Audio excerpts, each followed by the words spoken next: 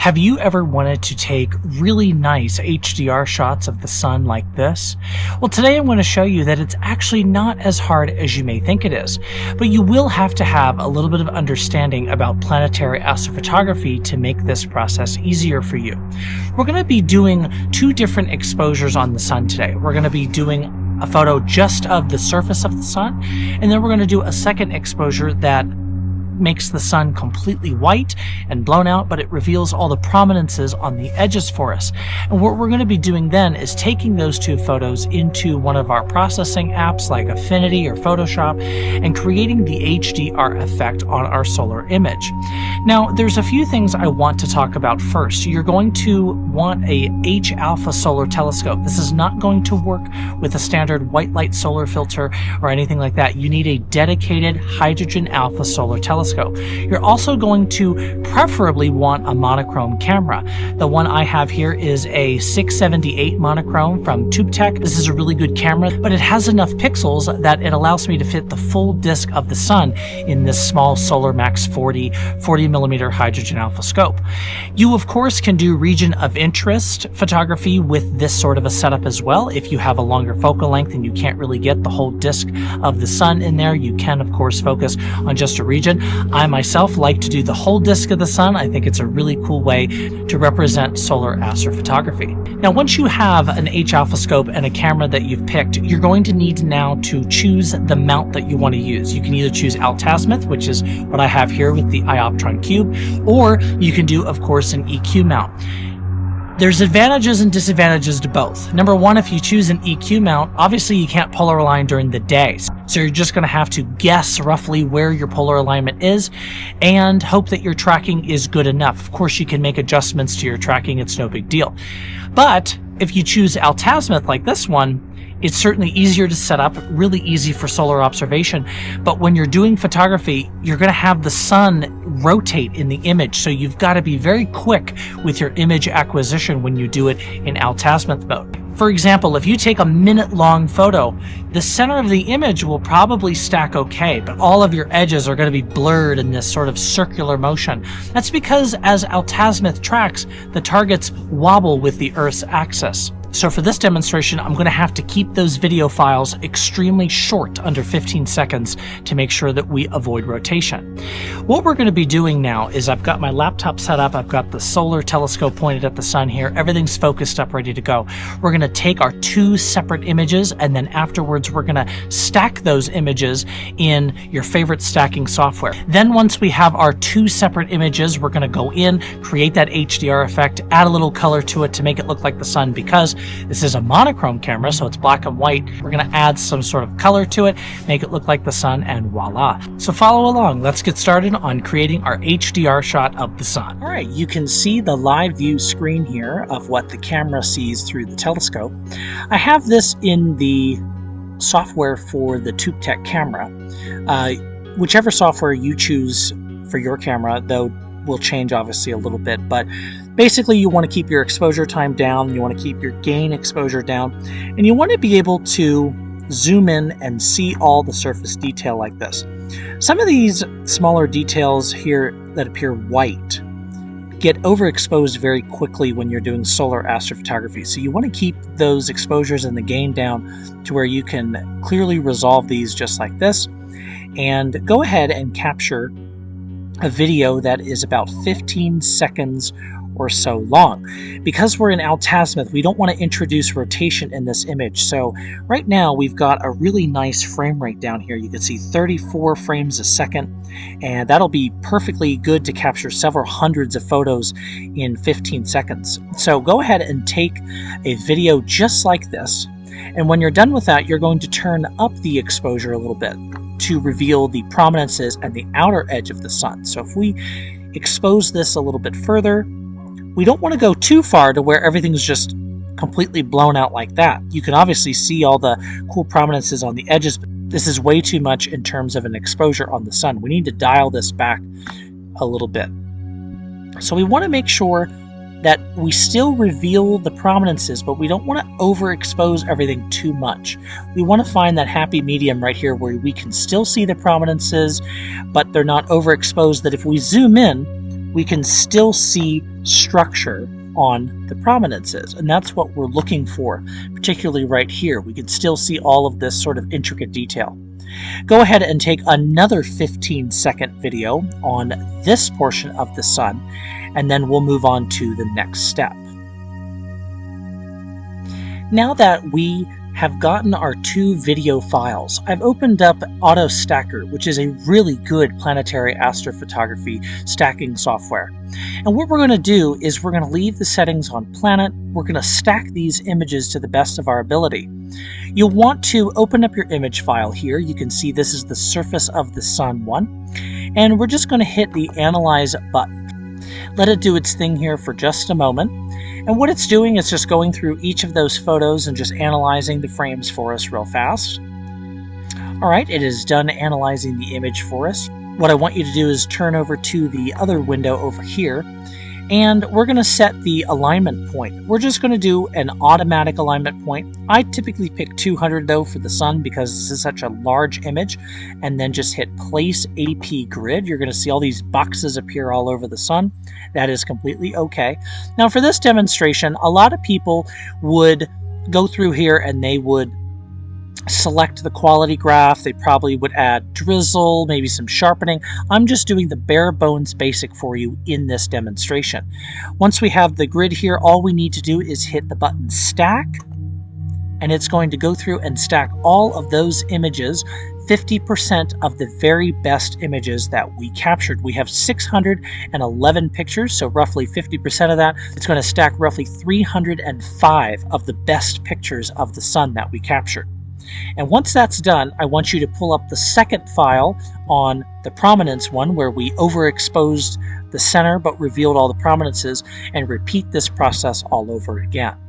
Now that we have the 2 stacked images from AutoStakkert, I brought both of these photos up in ASI Video Stack just because I want to increase the sharpness on just a few of them really fast before we proceed to the next step. All I want to do is just make the image a little bit sharper than what it was originally. If we zoom in here, you can see all the filament detail and the details around that sunspot cluster.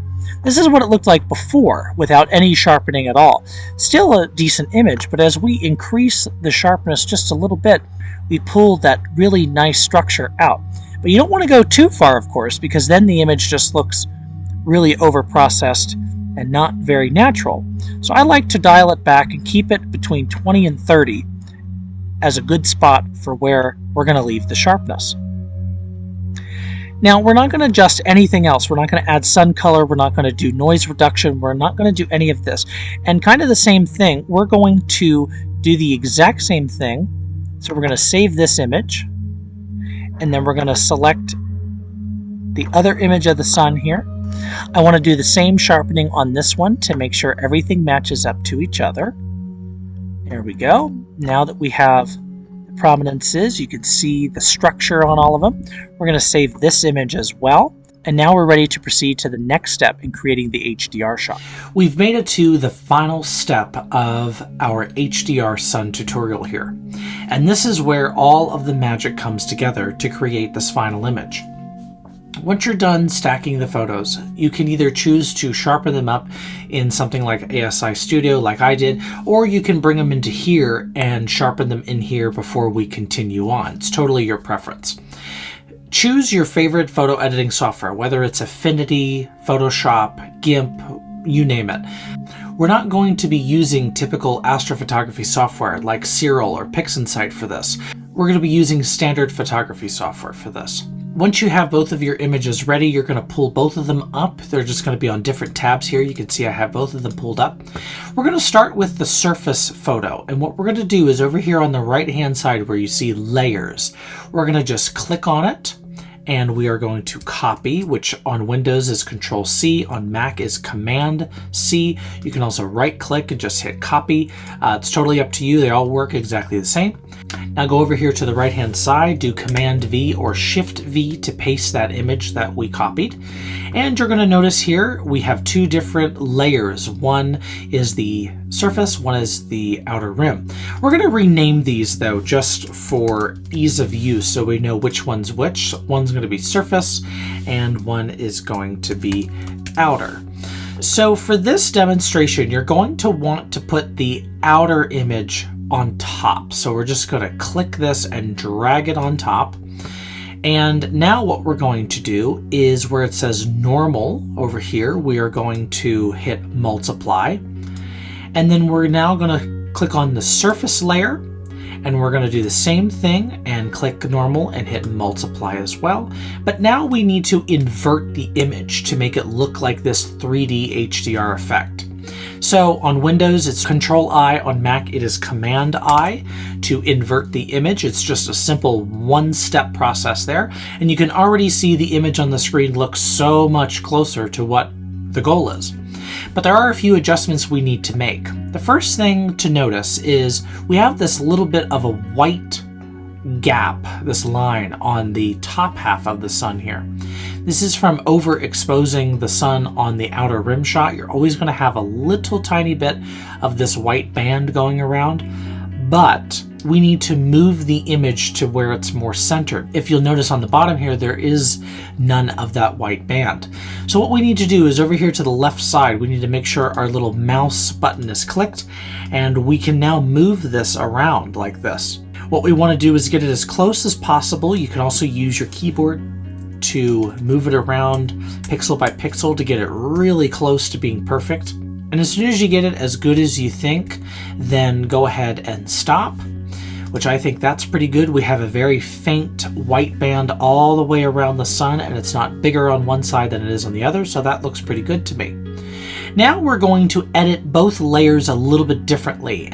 Let's start by editing the contrast of both of these images. Go ahead and click on the outer image first, and go right next to where it says layers, there's the word adjustment. Go ahead and click that, and then find where on yours it would be brightness or contrast. On mine it's just right here, we hit default. From here we're going to drag the contrast of this image to the left. This is going to increase that background contrast, which makes those prominences on the edge really pronounced. You can see from where we started, the sort of edge results, particularly on some of them, these two big ones here.